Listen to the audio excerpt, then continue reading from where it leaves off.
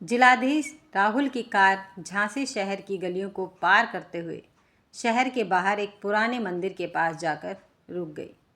जिलाधीश की माँ कार से उतरकर मंदिर की सीढ़ियाँ चढ़ने लगी। माँ तेरा सुहाग बना रहे, पहली सीढ़ी पर चढ़ते हुए भिखारी ने कहा। सरिता की आंखों में आंसू आ गए। उसने 1 रुपये का सिक्का उसके कटोरे में डाला और सोचने लग गई, कहाँ होगा सदाशिव। सरिता को 15 साल पहले की अपनी ज़िंदगी का वह सबसे कलुषित दिन याद आ गया, जब दोनों बच्चे राशि व राहुल 8वीं 9वीं में पढ़ते थे और वह खुद एक निजी स्कूल में पढ़ाती थी। पति सदाशिव एक फैक्ट्री में भंडार प्रभारी थे। सब कुछ ठीक ठाक चल रहा था। एक दिन वह स्कूल से घर आई तो बच्चे उदास बैठे थे। क्या हुआ बेटा? माँ पिताजी अभी तक नहीं आए हैं।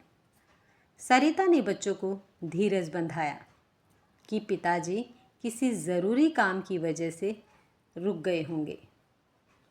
जब 1 डेढ़ घंटा गुजर गया और सदाशिव नहीं आए तो उसने राशि को घनश्याम अंकल के घर पता करने भेजा। घनश्याम सदाशिव की फैक्ट्री में ही काम करते थे। कुछ समय बाद राशि वापस आई तो उसका चेहरा उतरा हुआ था। उसने आते ही कहा, माँ पिताजी को आज चोरी के अपराध में फैक्ट्री से निकाल दिया गया है। यह सच नहीं हो सकता। तुम्हारे पिता को फंसाया गया है। घनश्याम चाचा भी यही कह रहे थे। परंतु पिताजी घर क्यों नहीं आए? राशि ने कहा। रात भर पूरा परिवार जागता रहा। दूसरे दिन बच्चों को स्कूल भेजने के बाद सरिता सदाशिव की फैक्ट्री पहुंची तो उसे हर जगह अपमान का घूंट ही पीना पड़ा। वहां जाकर सिर्फ इतना पता चल सका कि भंडार से काफ़ी सामान गायब पाया गया है। भंडार प्रभारी होने के नाते सदाशिव को दोषी करार दिया गया और उसे नौकरी से बर्खास्त कर दिया गया। सरिता घर आकर सदाशिव का इंतज़ार करने लगी। दिन भर इंतज़ार के बाद उसने शाम को पुलिस में रिपोर्ट लिखवा दी। अगले दिन पुलिस तफ्तीश के लिए घर आई तो पूरे मोहल्ले में खबर फैल गई कि सदाशिव फैक्ट्री से चोरी करके भाग गया है और पुलिस उसे ढूंढ रही है। इस खबर के बाद तो पूरा परिवार आते जाते लोगों के हास्य का पात्र बनकर रह गया।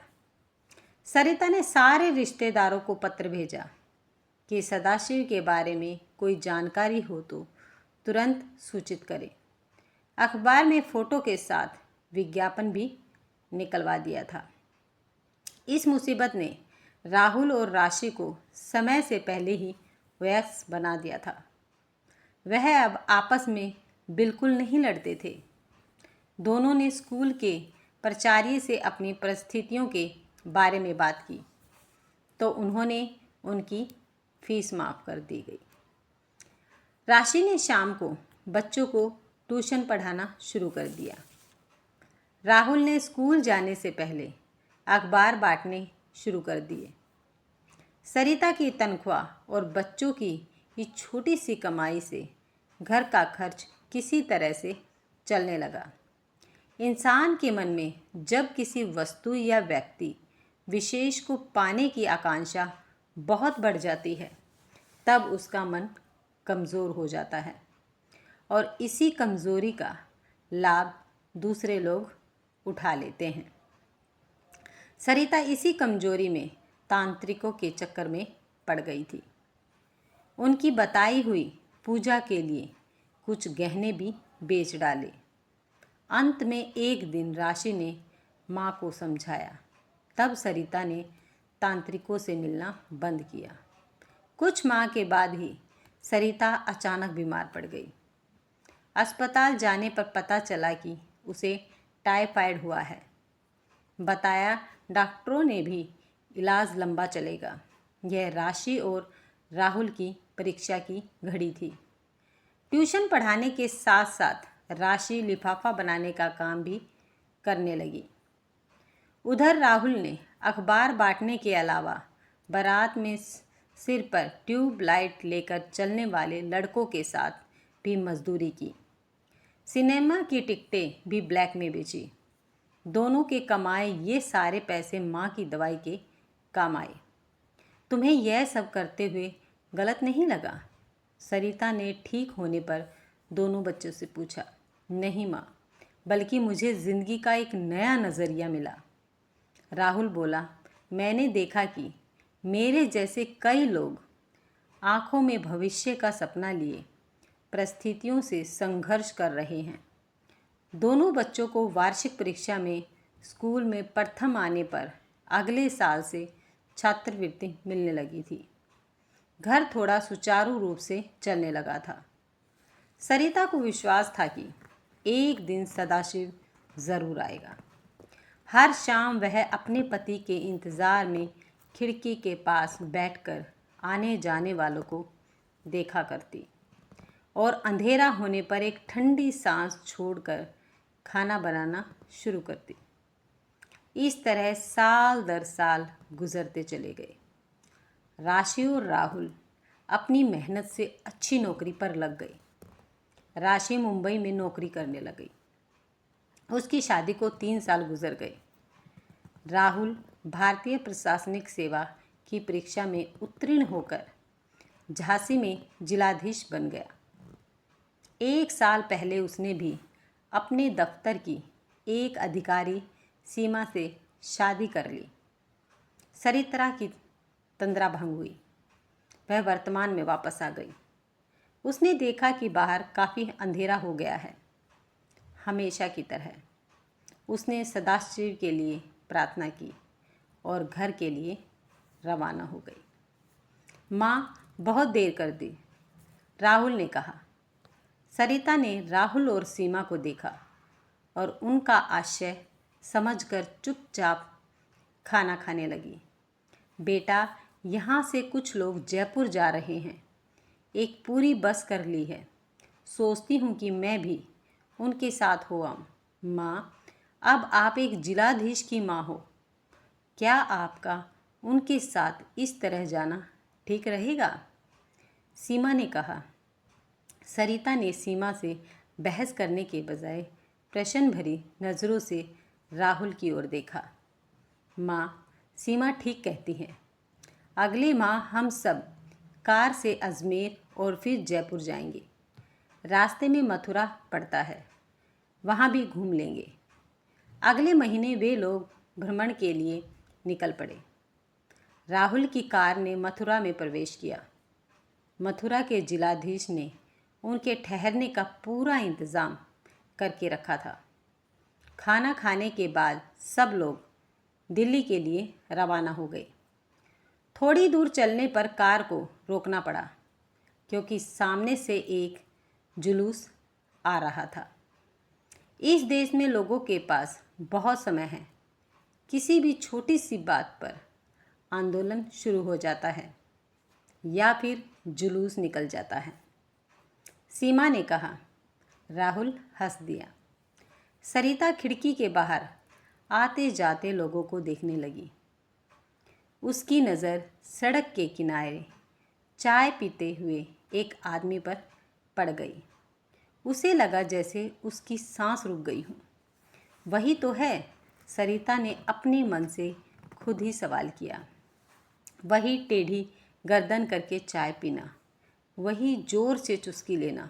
सरिता ने कई बार सदाशिव को इस बात पर डांटा भी था कि सभ्य इंसानों की तरह चाय पिया करे।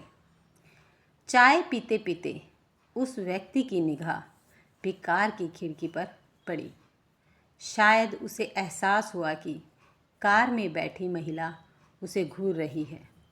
सरिता को देखकर उसके हाथ से प्याली छूट गई। वह उठा और भीड़ में गायब हो गया।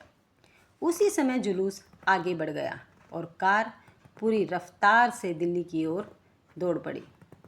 सरिता अचानक सदाशिव की इस हरकत से अतभ्रभ सी रह गई और कुछ बोल भी नहीं पाई। दिल्ली में वे लोग राहुल के एक मित्र के घर पर रुके। रात को सरिता ने राहुल से कहा, बेटा, मैं जयपुर नहीं जाना चाहती। क्यों माँ? राहुल ने आश्चर्य से पूछा। क्या मेरा जयपुर जाना बहुत ज़रूरी है? हम आपके लिए ही आए हैं। आपकी इच्छा जयपुर जाने की थी, अब क्या हुआ? आप क्या झांसी वापस जाना चाहती हैं? झांसी नहीं, मैं मथुरा जाना चाहती हूँ। उसने कहा, मथुरा क्यों? मुझे लगता है कि जुलूस वाले स्थान पर मैंने तेरे पिताजी को देखा है। क्या कर रहे थे वहाँ पर? राहुल ने आश्चर्य से पूछा। मैंने उन्हें सड़क के किनारे बैठे देखा। मुझे देखकर वे भीड़ में गायब हो गए। सरिता ने कहा, माँ, यह आपकी आंखों का धोखा है। यदि यह सच भी है तो भी मुझे उनसे नफ़रत है। उनके कारण ही मेरा बचपन बर्बाद हो गया। मैं जयपुर नहीं, मथुरा जाना चाहती हूँ। मैं तुम्हारे पिताजी से मिलना चाहती हूँ। माँ, मैं आपके मन को दुखाना नहीं चाहता, पर आप उस आदमी को मेरा पिता मत कहो। रही मथुरा जाने की बात, तो हम जयपुर का मन बना कर निकले हैं। लौटते समय आप मथुरा रुक जाना। सरिता कुछ नहीं बोली। सदाशिव अपनी कोठरी में लेटे हुए पुराने दिनों को याद कर रहा था। 3 दिन पहले कार में सरिता थी या कोई और, यह प्रश्न उसके मन में बार बार आता था। और दूसरे लोग कौन थे?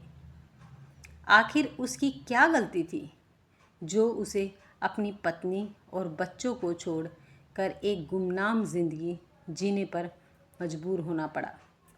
बस इतना ही नहीं कि वह इस सच को साबित नहीं कर सका कि चोरी उसने नहीं की। वह मन से एक कमज़ोर इंसान है। तभी तो बीवी व बच्चों को उनके हाल पर छोड़कर भाग खड़ा हुआ था। अब क्या रखा है इस जिंदगी में? खट खट खट, किसी के दरवाज़ा खटखटाने की आवाज़ आई।